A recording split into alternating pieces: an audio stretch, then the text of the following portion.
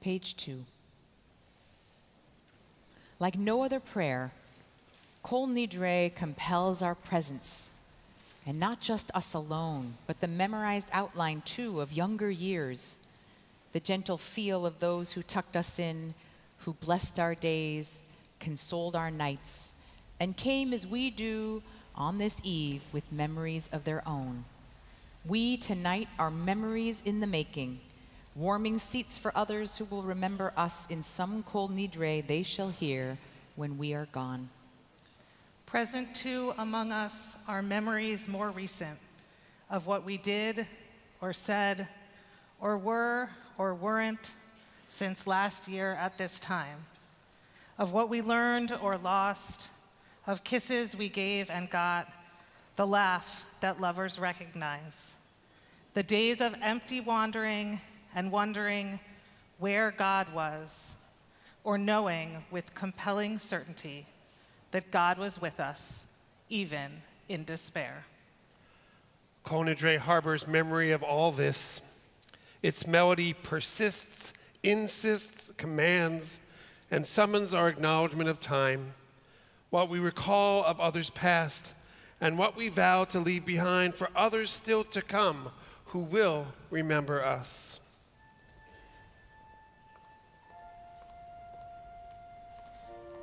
We kindle this memorial light for those we loved and those we lost, for all we missed from the year now gone. Let us prepare for Col Nidre, our song of memory.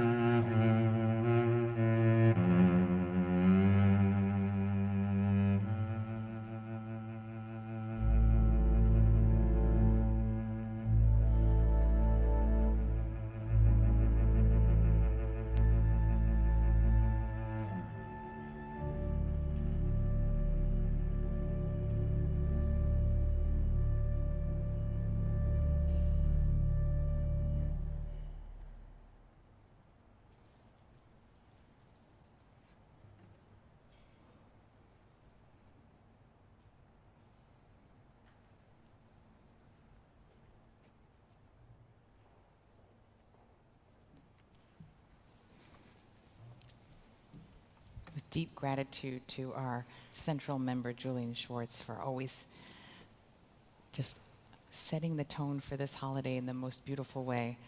And that song pours out of your Yiddish neshama. We turn now to the lighting of our festival and Shabbat candles, inviting up Len Parisi and Michael O'Connor to please join us up on the bima. We're on page 3.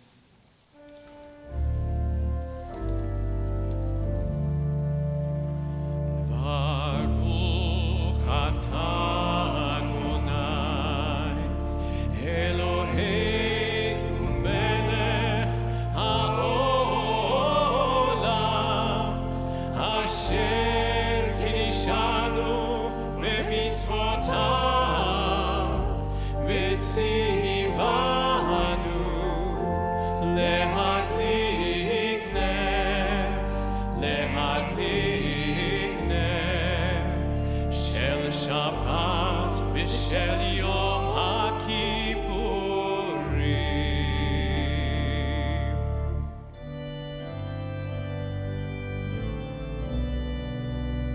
Baruch atah Adonai, Eloheinu melech haolam, שהחיינו וקיימנו והגיענו לזמן הזה.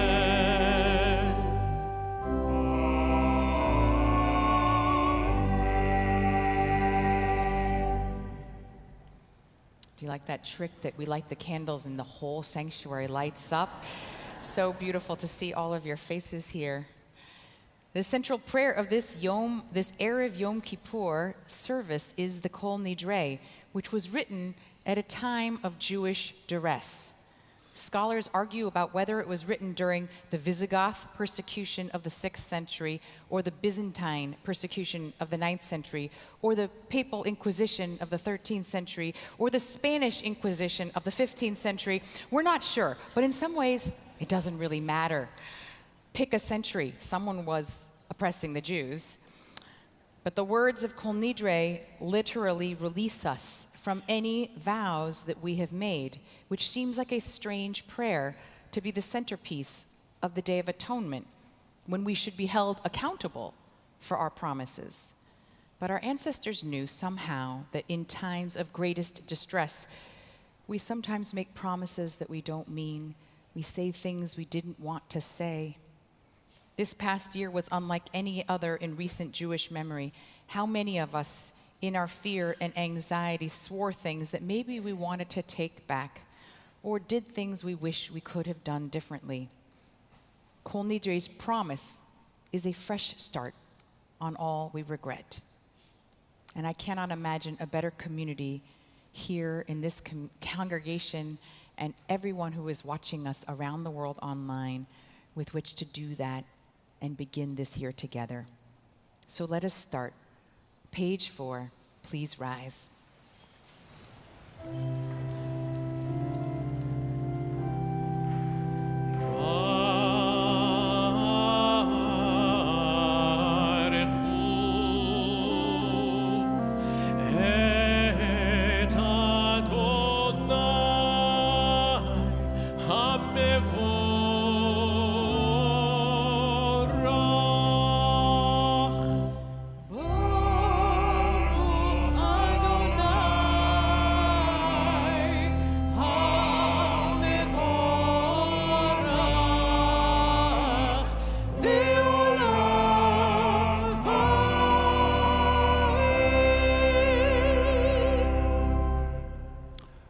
Standing. Please read with me on the bottom of page 4. Blessed are you, eternal God, from whom the evening flows. We find you in the mysteries of time, the passage of seasons, the night sky and all its wonders. You roll light away from darkness and darkness from light, causing day to pass and twilight to fall. Baruch atah Adonai, Hama'ariv Aravim. Blessed are you, O God, from whom the evening flows. We're about to sing the Shema, When it is not Yom Kippur, it's customary here and in Jewish communities around the world to say the first line in a full voice and the second line softly. Yom Kippur has always marked an exception because more than 2,000 years ago, during the days when the temple in Jerusalem still stood, both lines of the Shema were said in full voice by the priests in the community. So tonight and tomorrow, we'll echo them and this tradition from the days of the temple and join together in full volume for both parts of the Shema. Baruch atah Adonai, ohev amo Yisrael.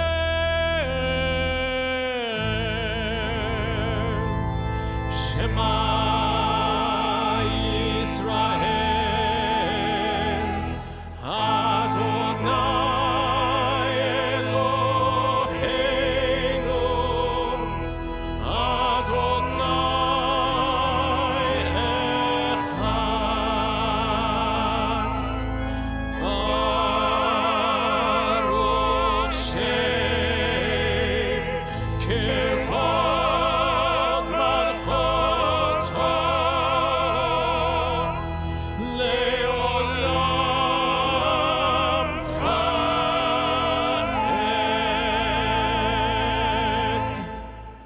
Page 8.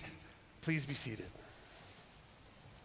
ואהבת את אדוני אלוהיך בכל לבבך ובכל נפשך ובכל מאודיך והיו הדברים האלה אשר אנוכי מצווך היום על לבביך ושיננתם לבניך ודיברת בהם בשבתך בביתך ובלכתך בדרך ובשוכבך ובקומך וקשרתם להיות על ידך והיו לטוטפות בין עיניך וכתבתם על מזוזות ביתך ובשעריך למען תזכרו ועשיתם את כל מצוותיי והייתם קדושים לאלוהיכם. אני אדוני אלוהיכם, אשר הוצאתי אתכם מארץ מצרים, להיות לכם לאלוהים. אני אדוני אלוהיכם. Page 9.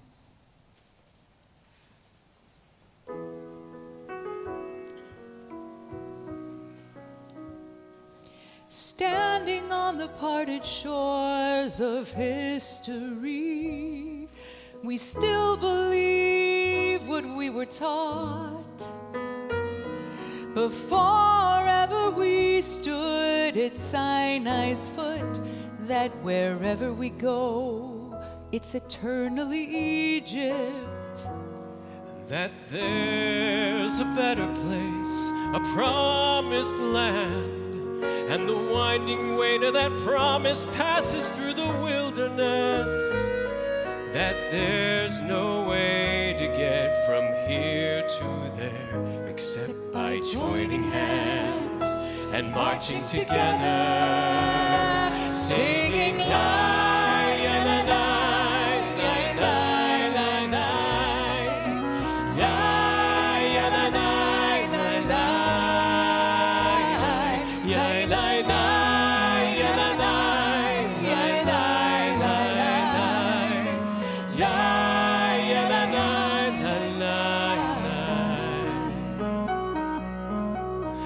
כמוך באלים אדוני, מי כמוך נהדר בקודש, נורא תהילות אוסף אלה. מלכותך ראו בניך, מוקי הים לפני משה ומרים. זה אלי, אנו ויאמרו.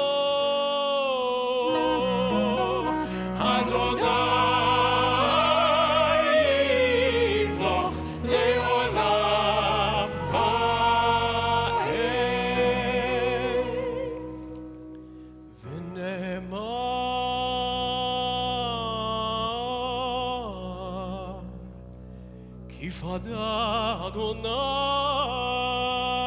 את יעקב וגאלו מיד חזק ממנו. ברוך אתה אדוני גאל ישראל.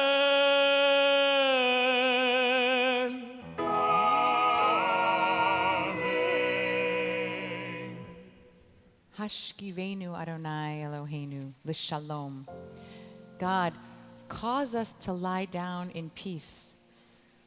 What does it feel like when you can't even get peace when you go to sleep?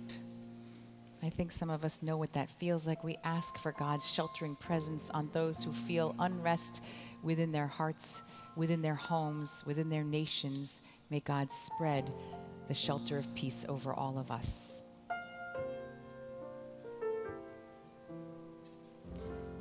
Hashkivenu,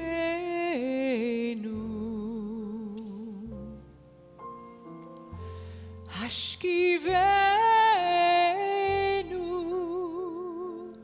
Adonai Eloheinu l'shalom, l'shalom, Hashkivenu.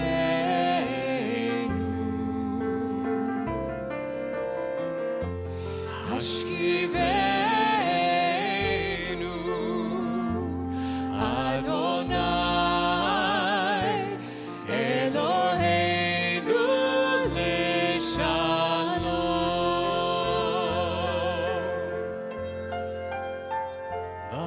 Avinu Malkeinu l'chaim u'l'shalom u'l'shalom.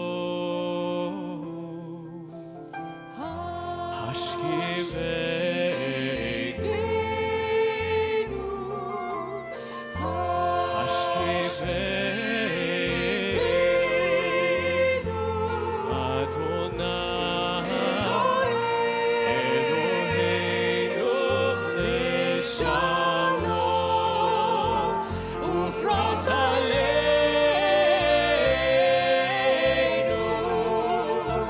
sukat shlomecha.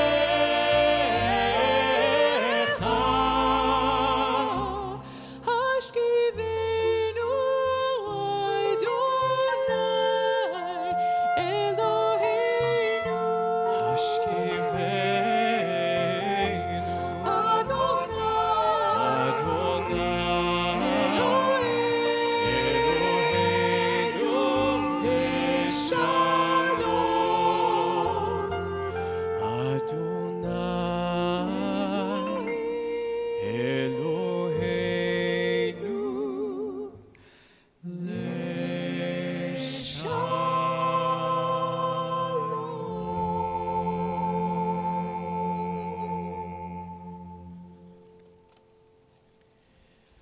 Tonight, on Col Nidre and Shabbat, we include in our prayers this ancient text from Torah that details our people keeping Shabbat for generations. We pray that by guarding the Sabbath, God will in turn guard us and show us the path away from sin towards holiness.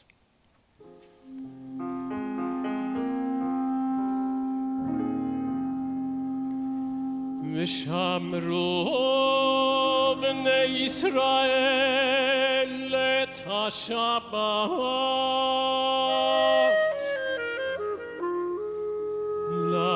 לעשות את השבת לדורותם ברית עולם ביני ובין בני ישראל אותי לעולם כי ששת ימים עשה אדוני את השמיים ואת הארץ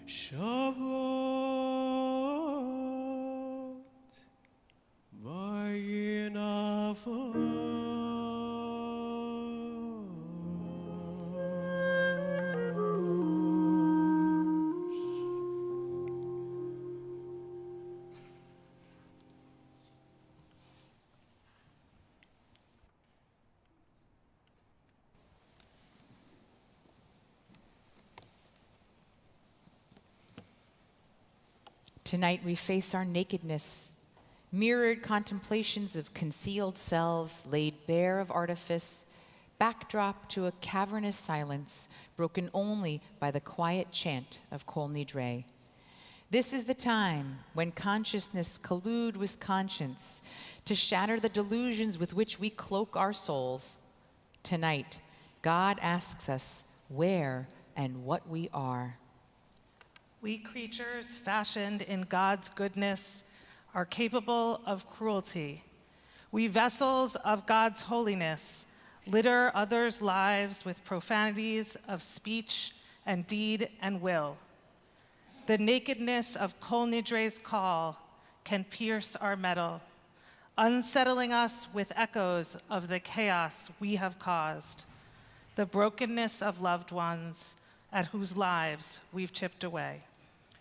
Give us pause to recognize how every year we choose again to grow more worn and withered, dry inside, or stronger, older, far more resolute, awake to what should matter most.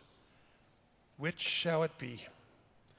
Col Nidre sounds especially pure to souls who have lost their way or find themselves enmeshed in webs of hopelessness. God, disentangle us, we pray. Where we have sinned, remove the shame of self and make us worthy of Col Nidre's melody. Please rise.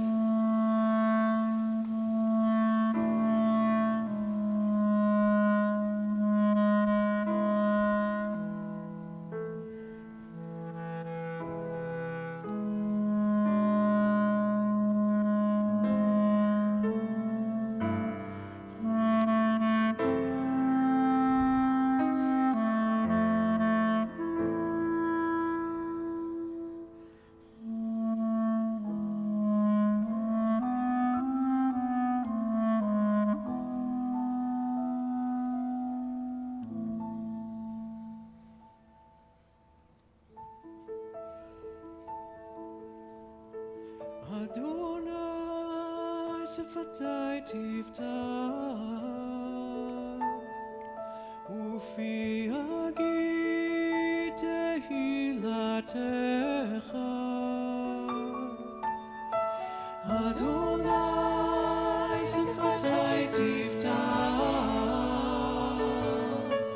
ufi agi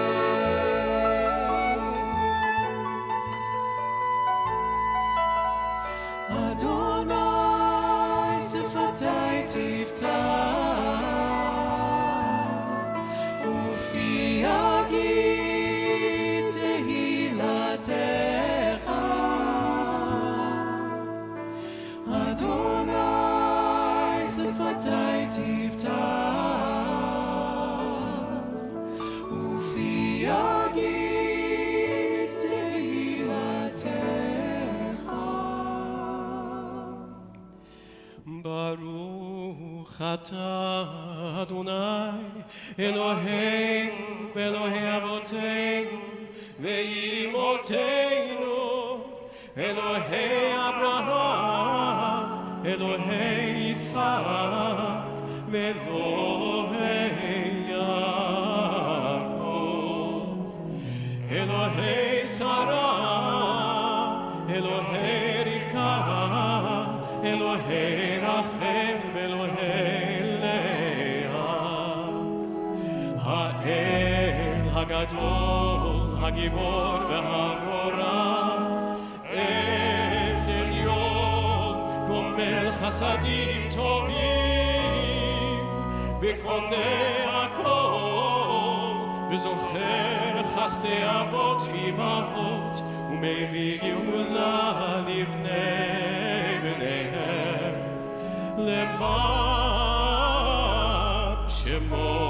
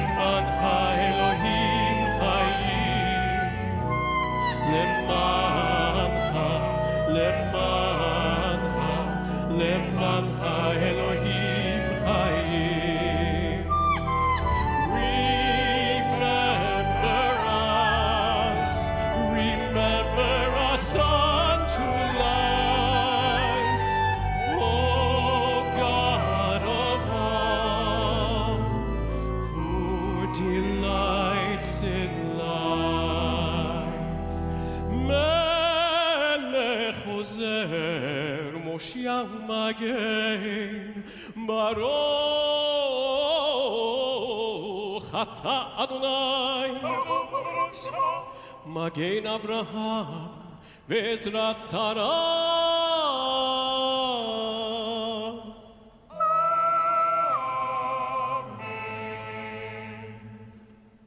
We're on page 14. We remain standing. Adonai, our God, is merciful and gracious, endlessly patient, loving, and true, showing mercy to thousands, forgiving iniquity, transgression, and sin, and granting pardon. Adonai, Adonai, El Rachum v'chanun, Erech Ha'ayim, V'rav Chesed v'emet, Notzer Chesed la'alafim, Nosei avon v'afesha v'chata v'nakeh.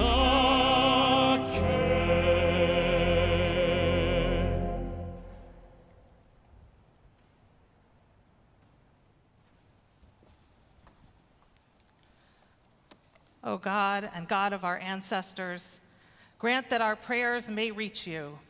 Do not be deaf to our pleas, for we are not so arrogant and stiff-necked as to say before you, our God and God of all ages, we are perfect and have not sinned. Rather, do we confess, we have gone astray, we have sinned, we have transgressed.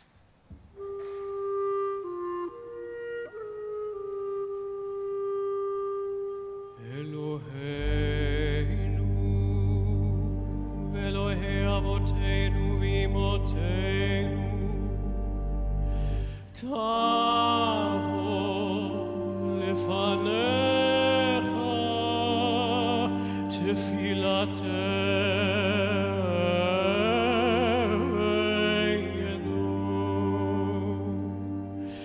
ve'amet italam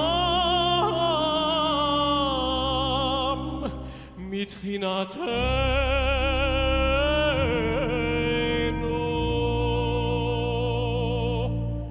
שאין אנחנו אז לפנים וקשי עורף לומר לפניך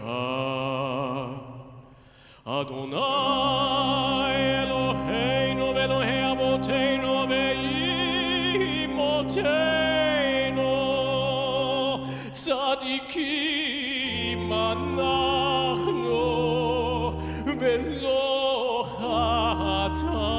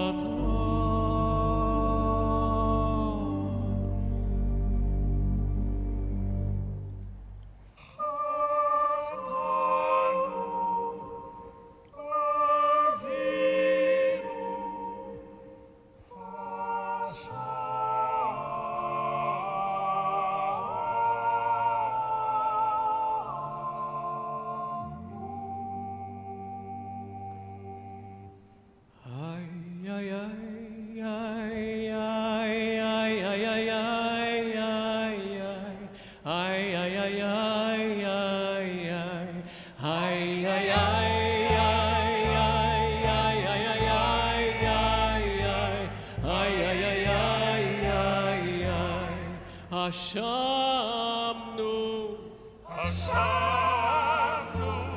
בגדנו, גזלנו, דיברנו דופי, איי איי איי איי איי איי איי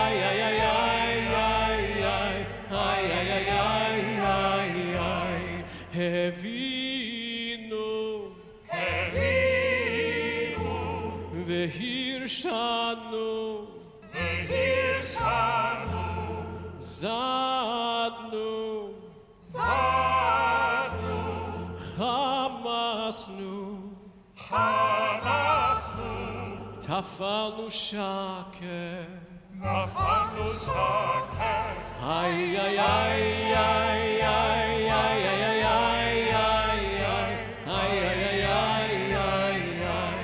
יעצנו רע כזבנו לצנו מרדנו ניאצנו איי איי איי איי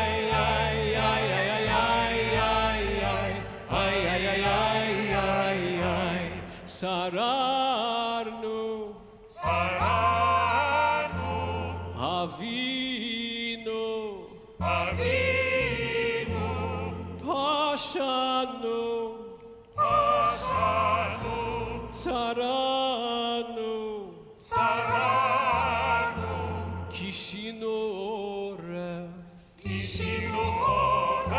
איי איי איי איי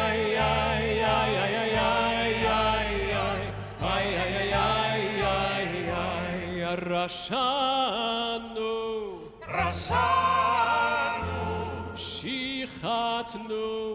שיחתנו תיעבנו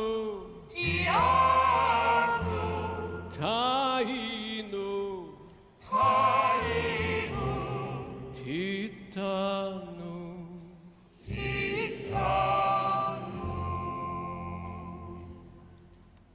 We abuse, we betray, we are cruel, we destroy.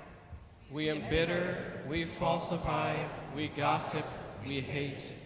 We insult, we jeer, we kill, we lie, we mock. We neglect, we oppress, we pervert, we quarrel. We rebel, we steal, we transgress, we are unkind. We are violent, we are wicked, we are extremists. We yearn to do evil, we are zealous for bad causes. For all these sins, O God of mercy, forgive us, pardon us, grant us atonement.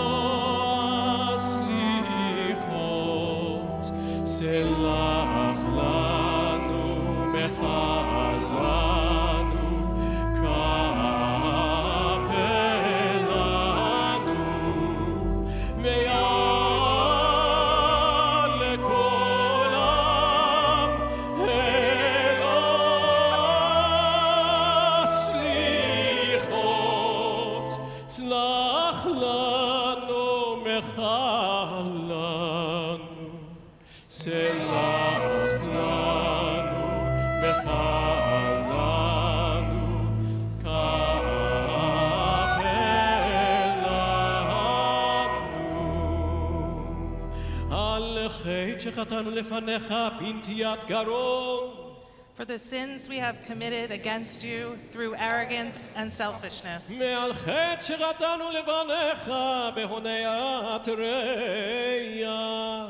For the sins we have committed against you by defrauding others. For the sins we have committed against you by fraud and falsehood.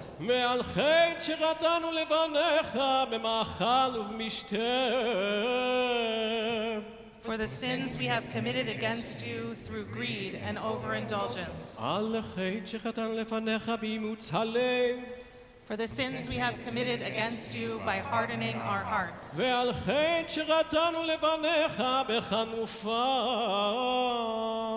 For the sins we have committed against you by false flattery. For the sins we have committed against you by narrow-mindedness.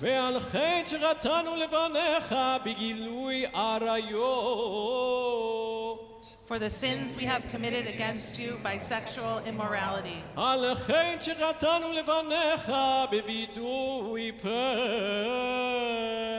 For the sins we have committed against you by our hypocrisy. For all these sins, O God of mercy, forgive us, pardon us, grant us atonement.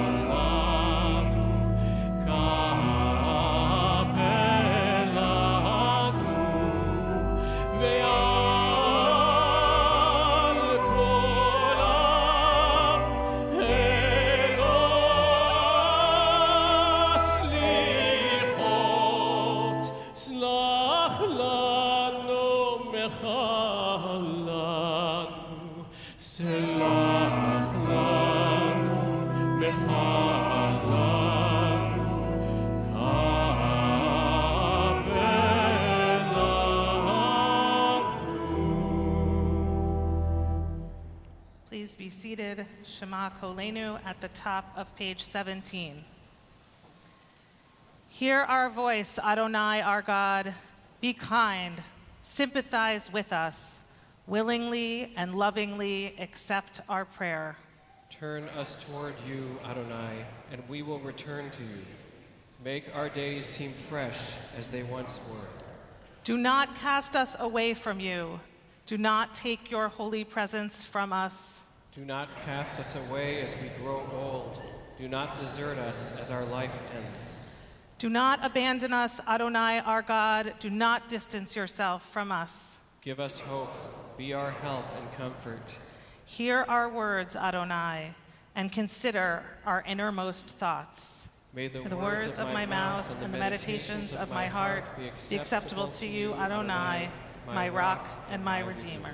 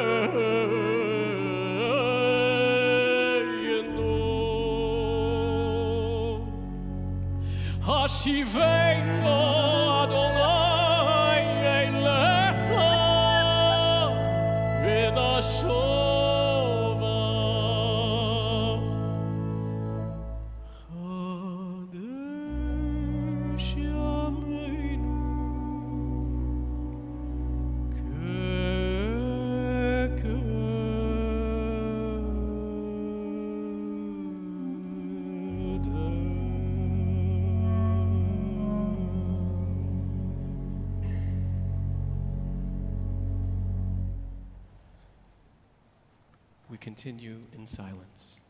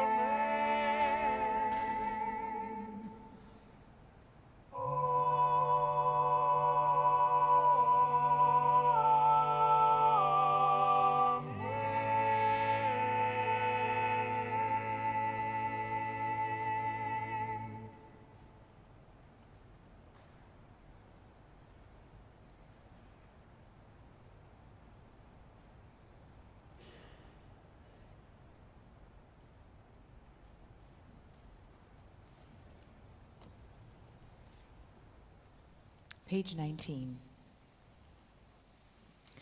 The accident of mortality makes life an interim of expulsion, as quickened dust and ashes bookended by eternities. We were thrust at birth onto a stage as actors unprepared for roles we never sought to have. With every day's performance, we edge closer to the final bow. But we Jews are well prepared in the art of exile, how to be at peace wherever we may be, secured by goodness, love and learning, gratitude and dignity, empathy for suffering, integrity and kindness, the bricks and mortar of authentic Jewish coming home. Return to these Col Nidre charges before lights go out and the stage is darkened.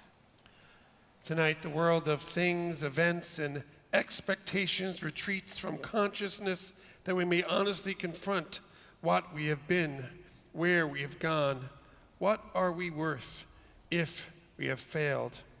We pray that at this time, tomorrow night, when Ark doors open for Ne'ilah, our final service of these days of awe, we may reclaim the promise we once knew we had.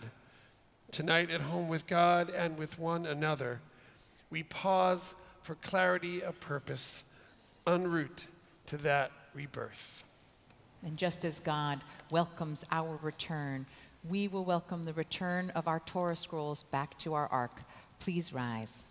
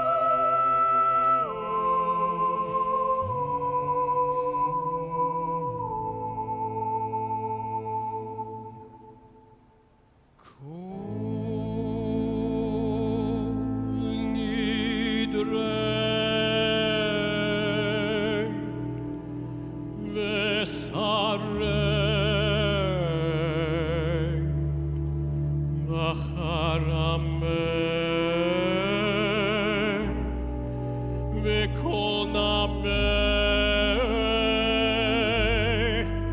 וכינויי וכינוסי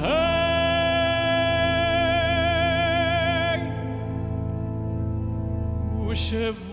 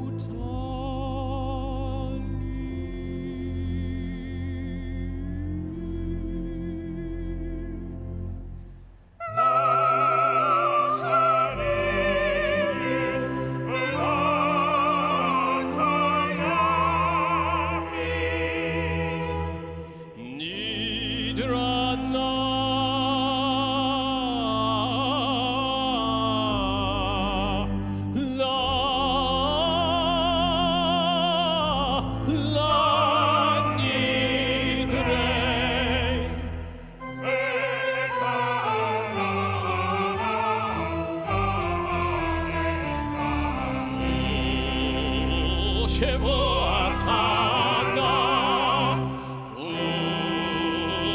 שבועתנה.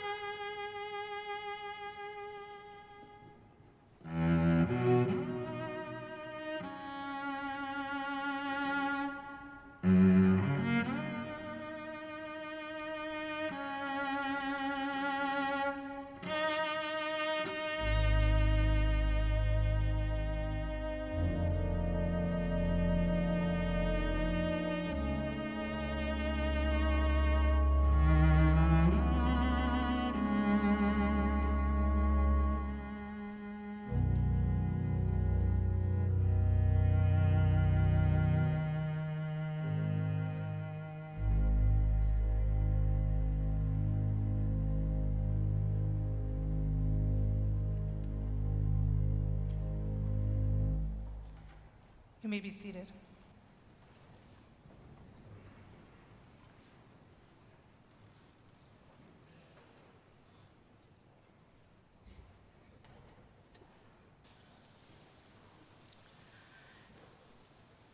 This summer, I got really absorbed watching Olympic surfing. Now, I am a New York City kid through and through, so surfing is not a part of my culture. But watching the surfing drew me in. There is the drama of the huge waves, never knowing if the surfer is going to ride them out or go under. There is the patience required to find the perfect wave. There is the bravery in knowing that only a small board stands between you and being pulled under. And there's the danger that comes with knowing that a mistake could cause you to crash, or in the Olympic competition, to be hurtled into a shallow coral reef.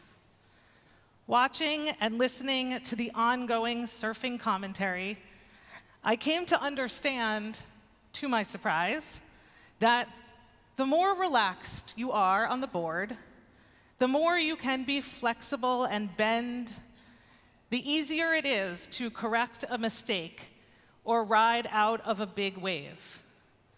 The minute a surfer tenses up and tries to stand and push against the wave, that's the moment when all of their carefully calibrated plans go awry. And since I'm not a surfer, but a rabbi, I can't help but see a metaphor here. For a long time, we have been living in a state of constant tension. Not just since October 7th, not just since the election ramped up, not just since COVID. I can't even really identify when it started. We can feel trouble coming closer and closer, or maybe it's already here, a wave that will soon overtake us. Each of us has our own rushing water coming at us from behind. For some, it is the feeling that the Jewish community is under attack. For some, it is the feeling that the outcome of the election, whichever side you are on, will lead to catastrophe. For some, it is private waves of illness or grief. For some, it is the literal floodwaters of a hurricane. But for all of us, it is the utter exhaustion of having to live like this.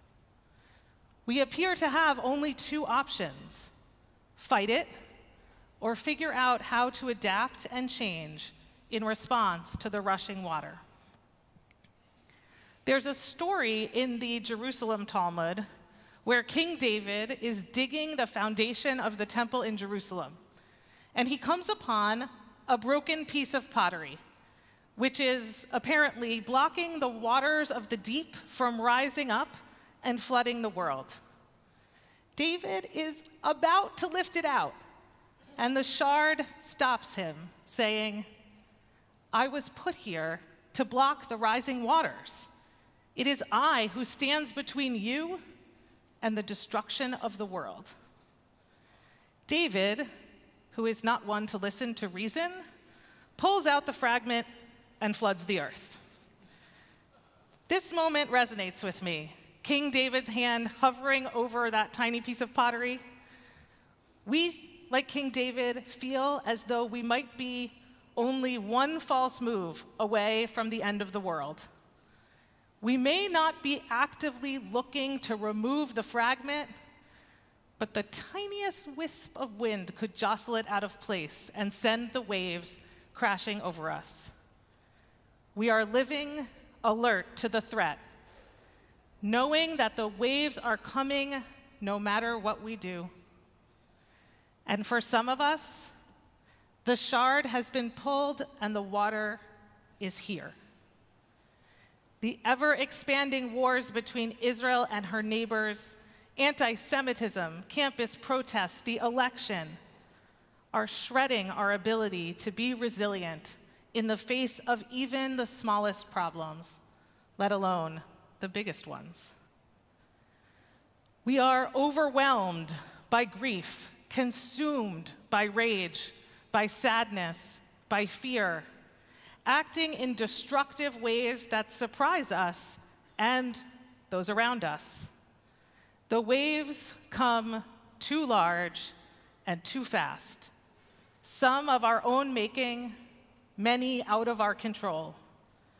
We must develop tools to cope with the onslaught.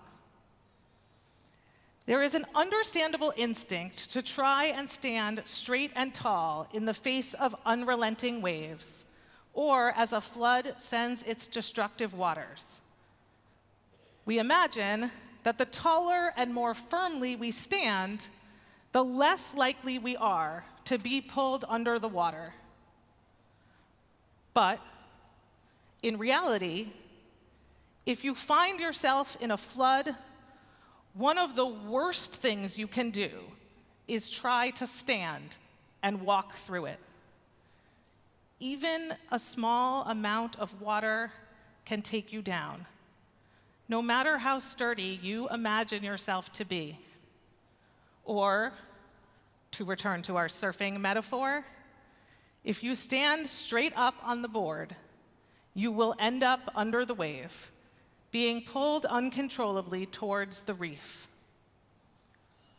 We cannot survive by powering through, and our tradition cautions us against this way of thinking. In the Talmud, the rabbis spend a number of pages extolling the virtue not of the great, strong, and straight cedar tree, but of reeds. Yes, reeds. Reeds have many virtues, according to the rabbis. They have a strong network of roots that replenish even when they are cut. So reeds are able to withstand destruction and sprout again. Because of their underground network, reeds are not easily pulled up. And when the winds come, they can bend and sway, but not break. Rabbi Elazar ben Shimon taught that the Jewish people should be like a reed, gentle, flexible, strongly rooted. I can hear the arguments against this, and I can make them in my own head.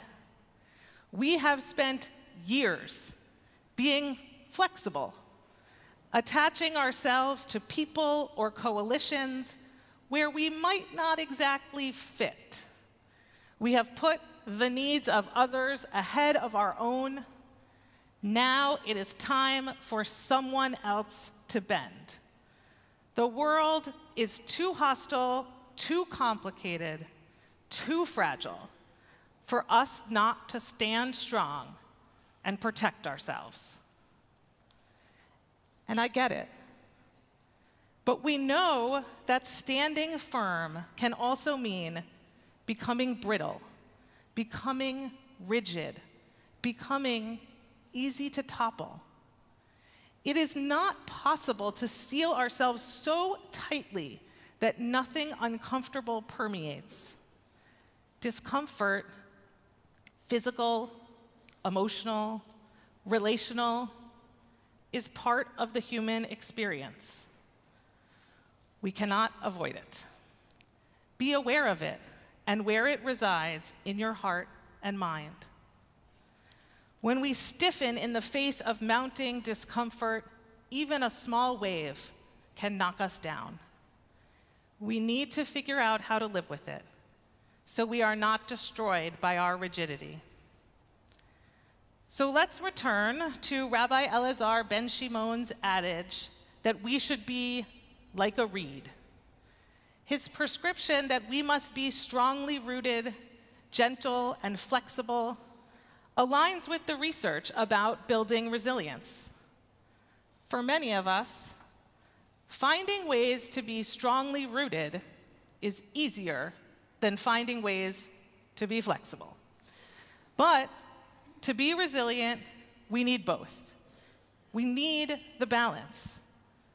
And we need to be honest with ourselves about where we have dug in. Without that introspection, we might drown in our righteousness, isolated from the world. In the midst of the college protests last spring, a colleague who works in a campus Hillel set up a table and invited members of the community to talk to him about Israel. Did he hear some things that made him uncomfortable? No doubt. But day after day, he sat at the table and opened himself up to having conversations. He found a way to sit in the discomfort without lashing out or closing off. He was strongly rooted in his love of Israel. He was flexible enough to hear things with which he disagreed. And he was gentle enough to create a space for those conversations to happen. What are the benefits of approaching our discomfort with resilience instead of always trying to fight it? Once we realize that there is another way, we can give ourselves space to learn and to grow. Such moments of connection can relieve us of some of the stress and pressure we are carrying around. And we just might learn something fundamental. I have some very close friends with whom I have strong disagreements about Israel and Gaza, as you might have too. Let me tell you, so much of what they post and say on this issue makes me incredibly uncomfortable. I have two choices. I can cut them out of my life, or I can continue our friendship knowing that it will involve some discomfort on both sides. I try my best to listen to what they say, to learn from it, to occasionally be changed by it. I need them to listen to me as well. I can survive the discomfort, and so can they. And our friendship can bend, but not break. Reverend Ed Bacon talks about the three ways that we can tell the story of our lives. We can make ourselves the hero, the victim, or the learner. If we are the hero or the victim, then we become enchanted by the certainty of our own actions. We are right and we save the day, or we are right and we are persecuted for it. But we're definitely right. But if we can see ourselves as the learners, then we can build the resilience we need to ask ourselves new questions and learn new answers. Rabbi Sharon Brous comments on the value of this approach. She writes, "To learn, we must get curious. When challenged, instead of fighting or fleeing, we can choose to stretch open our hearts, to shift from defensive to intrigued, to look at one another with wonder." A commitment to learning allows us to see one another not as caricatures of evil, but as images of the divine, broken and even beautiful. It calls us back to the sacred recognition of each other's humanity, even or especially when we've been hurt. And it helps us make better choices next time. Vulnerable, open-hearted engagement, the learner's path, is counter-instinctual in an era of so much certainty. But it is also, I believe, the only way we'll begin to heal. Engaging in the extremely Jewish practice of being a lifelong learner is how we allow the challenges of our world to change us for the better instead of for the worse. If we are learners, if we allow ourselves to grow and stretch from discomfort, then we can change the landscape for the better. When the flood that King David unleashed receded, I imagine things looked different than they did at the start of his digging. But he chose to put the temple there, to root this center of Jewish life on a place changed by a flood. The waves and floods are part of our world, and they probably always will be. Whether we manage to float and bend, or if we find ourselves submerged and knocked over, we will come out to find the landscape irrevocably changed. That is something we can count on. It is our reaction to that new landscape that matters. Have we managed to prepare ourselves to handle the change? Can we see possibility in this new landscape? If we only see destruction and desolation when the waters recede, then we are no better off than when we started digging. In a New York Times article from late August, the author, Terry Tempest Williams, described her experience in this summer's flash floods in southeastern Utah. She wrote of the power of the rushing water to change everything in an instant, which we have also seen over the last few weeks. And while I'm not sure she meant it as a High Holy Day sermon, here is what she wrote. The reformed landscape of newly carved arroyos and redistributed sediments exposed my two minds. One mind saw ruins. The other mind saw renewal. Earth is speaking loud and clear through the forces of water, wind, and erosion. Are we listening? And do we love the world enough to change? If our answer is no, then we are standing in the ruins of our own making, where what is coming is already here, suffering and more suffering. Our lives and the lives of all that we cherish depend on us saying yes. The steps we take between this Yom Kippur and the next will determine if we can survive the floodwaters or if they will overtake us. Let us not look back on this moment next year and lament the ruins of our own making. Now is the time for self-examination. Are we so committed to our own point of view that we are unable to bend? Can we find a way to stretch our mind and heart, even if it makes us uncomfortable? What would we be like? What would our community be like? What would our world be like if we were more like a reed? On this night, the holiest night of the year, may we find it in ourselves to move with the waves, to acknowledge change and discomfort, to learn from it with empathy, with compassion, with flexibility, with hope, and with love. And if we find ourselves on dry land, on a new and renewed landscape, let us remember that it was our reed-like qualities that got us there. May we always be gentle, flexible, strongly rooted.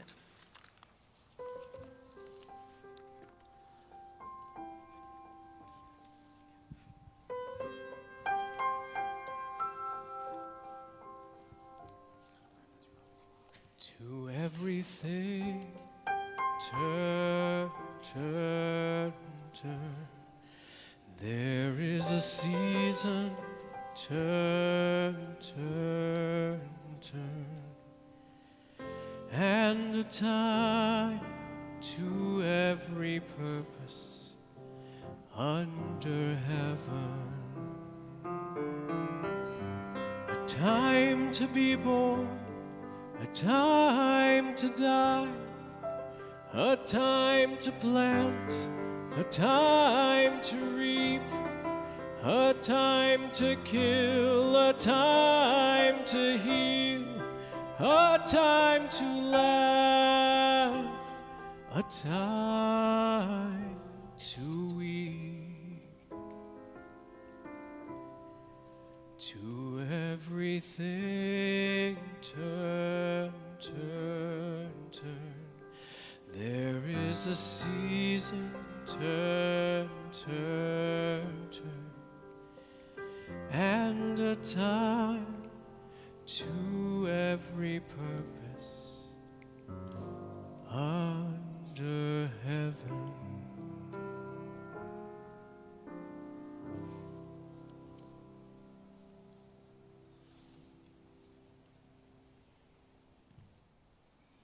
We continue our service on page 22. Please rise.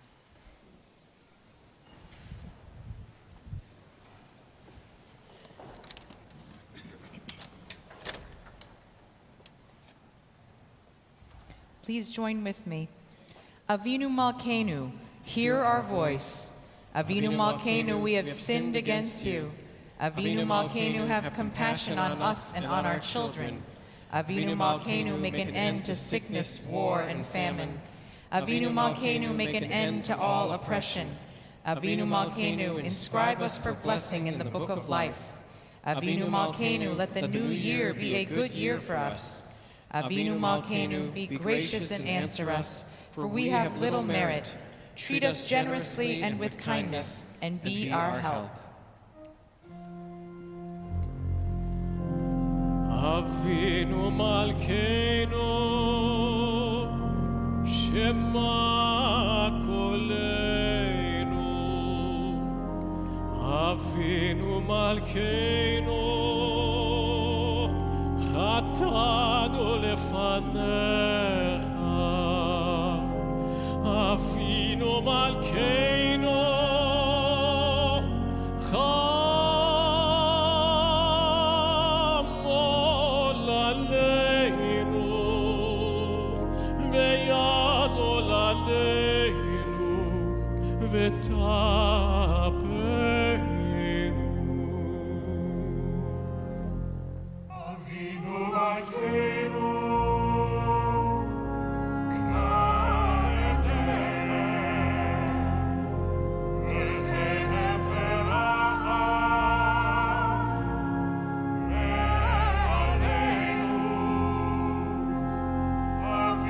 Malkeinu,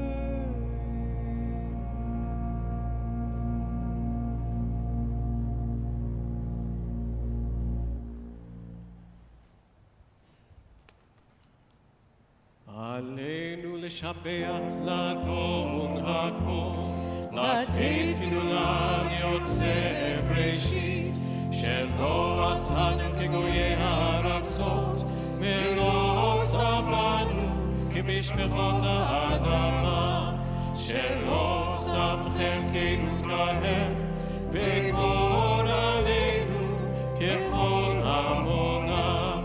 ואנחנו קוראים ומשתחווים ומודים לפני מלך מלכי המלכים הקדוש ברוך הוא.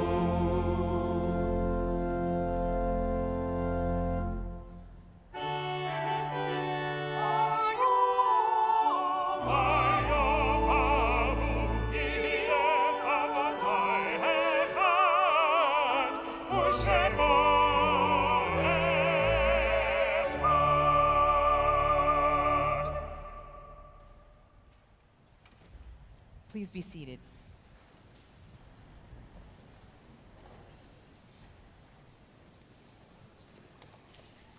It is now my deep pleasure to invite up John May, our new president of Central Synagogue, who has had countless times he has been on this bima over decades for many family events and services, but now for the first time as our president, and we are so grateful to have you here, John.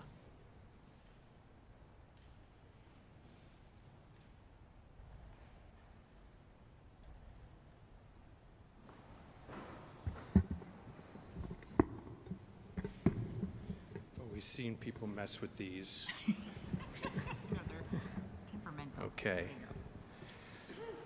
Good evening. Welcome to all of you, whether you're here in person or experiencing our services on cable or live stream. I am so honored to be with you all and to serve this congregation. I'm a Central lifer, as Angela just said. I've been coming to Central since I was a third grader. In fact, I'm the first president who became bar mitzvah here. I still remember my mother telling me that day to stand up straight and speak louder. So if I start yelling, it's because my mother's voice is still in my head. I sat through many presidential appeals, so it's surreal to be on this side of the podium. As a sarcastic teen, I would listen to the president and think the same thing. We're all tired, we're all hungry, so why don't you just say, you know why I'm here, Central is great, please give, thank you very much. And then just sit down. Well, now it's my big chance.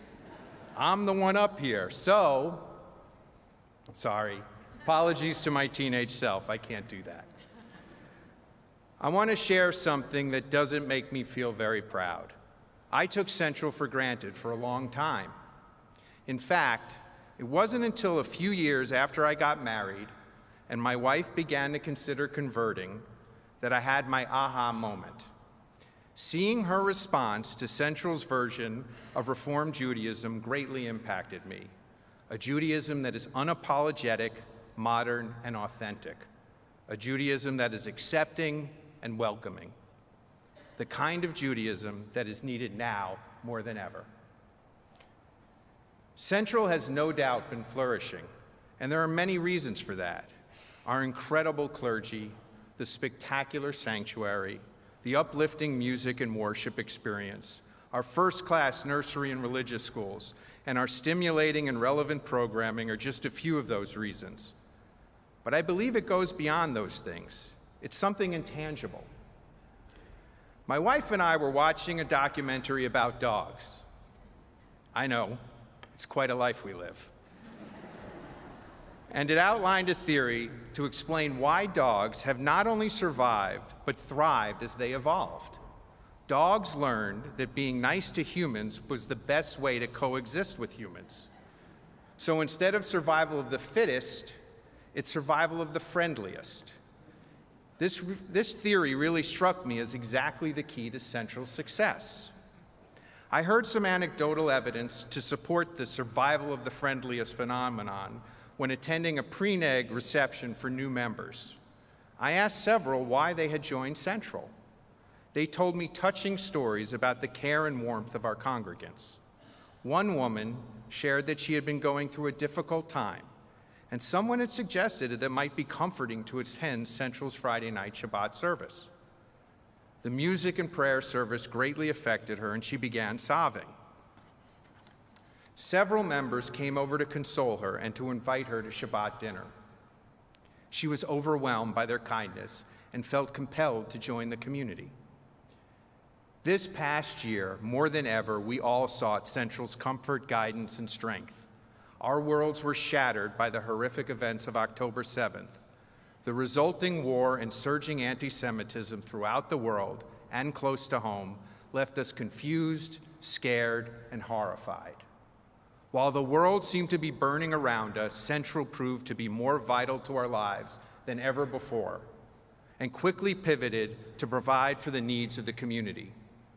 First, Central focused on its most important mission, being our spiritual home. Our sanctuary has never been more crowded on Friday nights.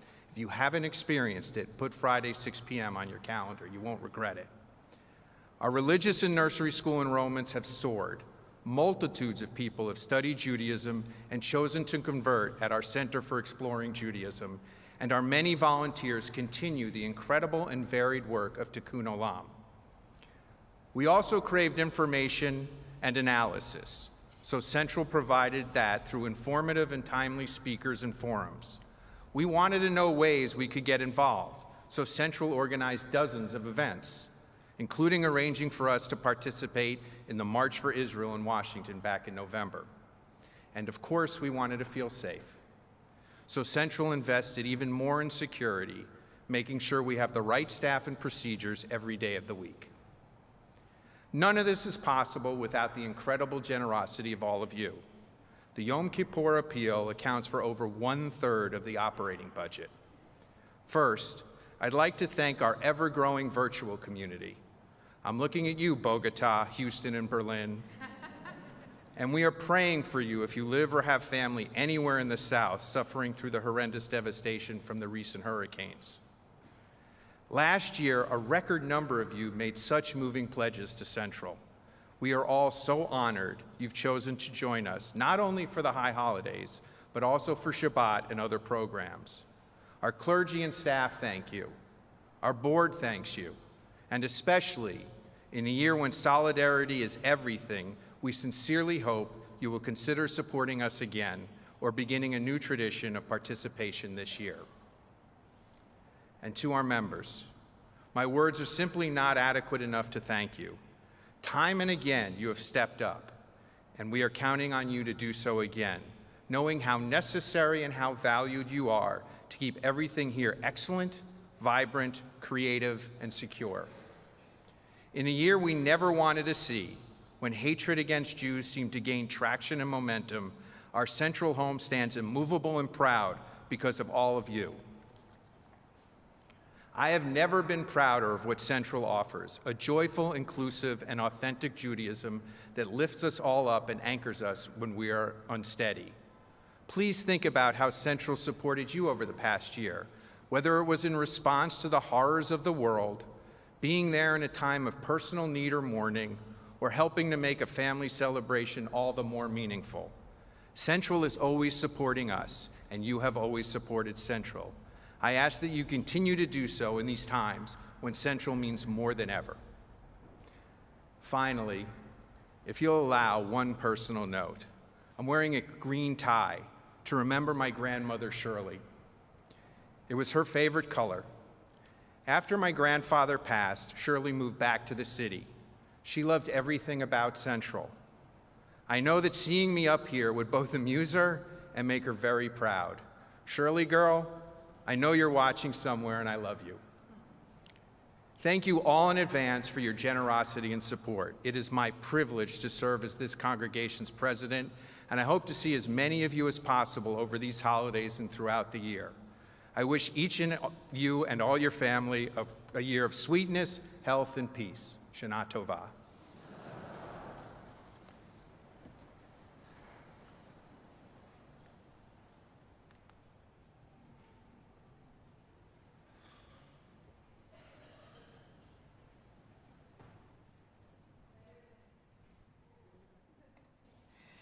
I think that's probably as good as his bar mitzvah, but I can't know for sure, but that was amazing, and we love you, and John is going to speak to some of the rest of our community at David Geffen Hall.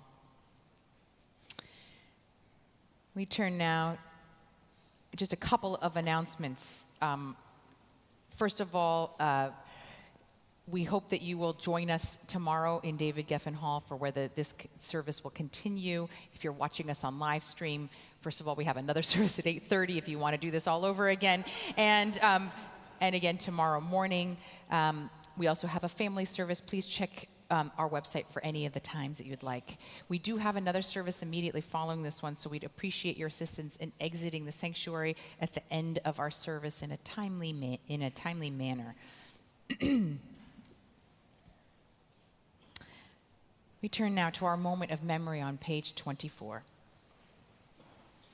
Birth is a beginning, and death a destination, and life is a journey from childhood to maturity and youth to age, from innocence to awareness and ignorance to knowing, from foolishness to discretion, and then perhaps to wisdom, from weakness to strength, or strength to weakness, and often back again. From health to sickness, and back we pray to health again.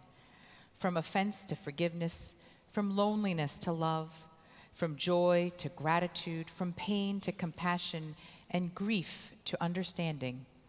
From fear to faith, from defeat to defeat to defeat, until looking backward or ahead, we see that victory lies not at some high place along the way, but in having made the journey, stage by stage, a sacred pilgrimage. Birth is a beginning and death a destination, and life is a journey, a sacred pilgrimage to life everlasting. Zichronam livracha, may their memory be a blessing. As this is not just Yom Kippur, but also Shabbat, and it is our custom to remember those whose recent deaths have occurred, as well as yahrzeits, I share our Shloshim list.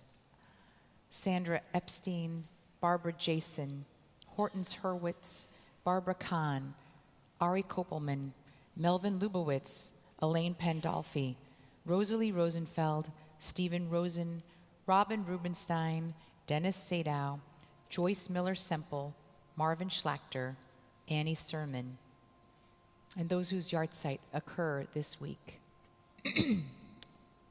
Paul Ahrens, Bill Allen, Robert Baker, Lillian Benson, Sidney Berman, Hannah-Laure Block, Robert Block, Amy Bloom, Anna Braver, Hyman Cantor, Saul Cohen, Misha Corton, Carol Denberg, Andrew Erdos, David Friedenberg, Tamar Fromer-Fox, J. Lester Gabrilov, Melvin Gelman, Claire Gertzkop, Martha Gold, Marjorie Goldstein, Abraham Herman, Frida Herzog, Judy Hotchkiss, Ruth Hurwitz, Rose Ingber, Frida Katz, Linda Kennedy, Howard Kessler, Amelie Cohn, Diane Koplik, Richard Korn, Eve Krebs, Louis Kumin, Sarah Lambert, Julie Lane, Everett Lawton, Vivian Lerner, Herbert Levin, Francis Levinson, Francis Malafany, Betty Malitz, Richard Malamed, Leonard Miller, Max Mushlin, Jacob Muskin, Richard Naines, Flossie Newman, Marvin Orfinger, Carol Pardo, Irving Prager, Stephen Protes, Stacy Radin, David Raskin, Benjamin Ratson, Gladys Ratson, Lee Victor Rokich, Natalie Cooper Rosenthal, Lee Lowe Rothschild, Alexander Rubin, Shirley Rubin, Irving Saslaw, Helene Saunders, Caroline Schwartzman, Frank Simon, Belle Sokoloff, Ernst Speyer, Abe Strauber, Laura Strauss, Jack Taffet, Robert Tishman, Mildred Trainin, Muriel Travers, Minnie Vishnik, Walter Wasserman, Barbara Wolpe, Tina Yerman, Lillian Youngwood, Anna Udoff. If you are in Shiva the first 7 days of mourning a loved one, I invite you to rise. If you are in Shloshim the first 30 days of mourning a loved one, I invite you to rise. If you are in Shana, the first year of mourning a loved one, I invite you to rise. If you're observing a yahrzeit this week, I invite you to please rise. May the memory of your loved ones be an abiding blessing. We rise with you together as one community of fellowship and comfort as we join together in the words of Kaddish Yatom on 25.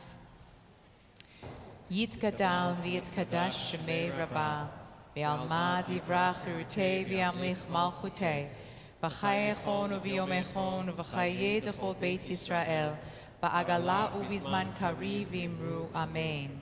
Yehi shmei Rabbah mavarach leolam ulolmei almaya, yitbarach v'yishtabach v'yitpa'ar v'yitromam v'yitnaseh, v'yitadar v'yitaleh v'yitalal shemei d'kudisham brechu.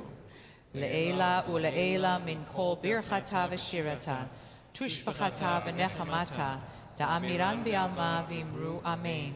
Yehi shlama Rabbah min shemaya, v'chayim aleinu ve'al kol Yisrael v'imru amen. Oseh shalom bimromav, hu ya'aseh shalom, aleinu ve'al kol Yisrael, ve'al kol yoshvei tevel v'imru amen.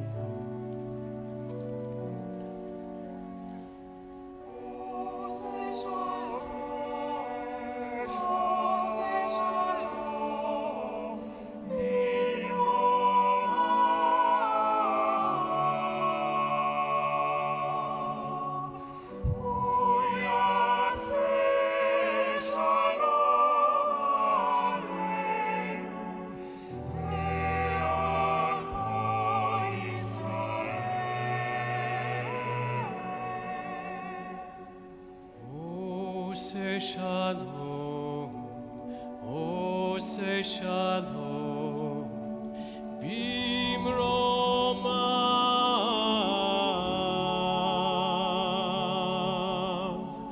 hu yaseh shalom aleinu,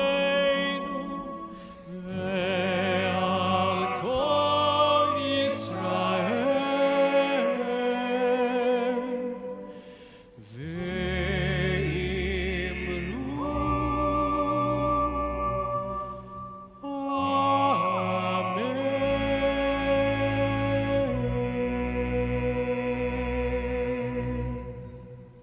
Before we go to the closing song, please allow me to just say, to state the obvious, that our cantor can sing things that mere mortals can't sing.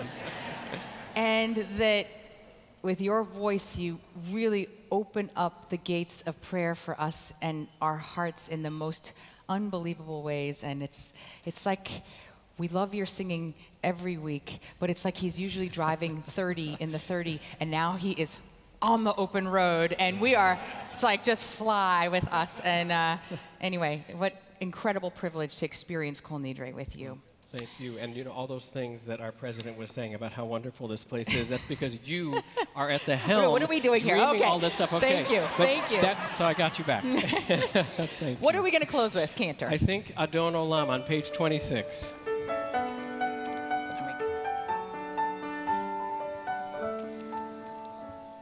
Adon Olam Hashem Alach B'terem Kol Yitzir Nivra Le'en Nasa B'chetzo Kol Azai Melech Shemo Nigra Ve'acharei Kichlot HaKol Levado Yimloch Nora Ve'hu Yaya Ve'hu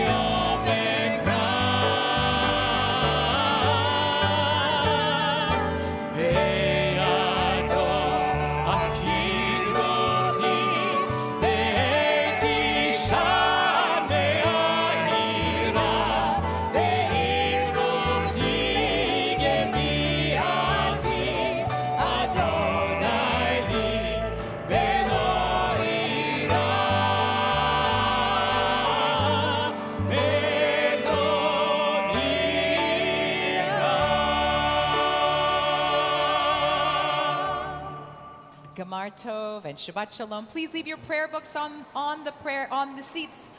We'll see you tomorrow.